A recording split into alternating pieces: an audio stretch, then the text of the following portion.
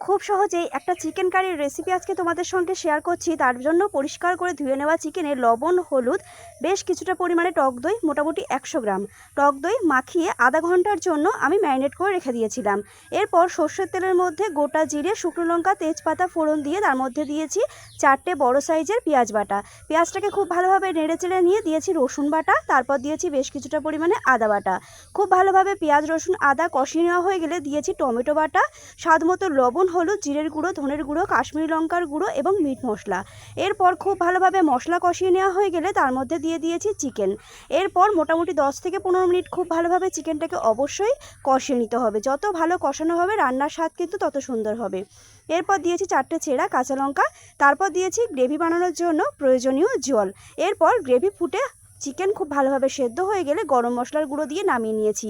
বেশ সুন্দর খেতে হয়েছিল এই চিকেনের রেসিপিটা, চটপট কিন্তু তৈরিও হয়ে গিয়েছিল।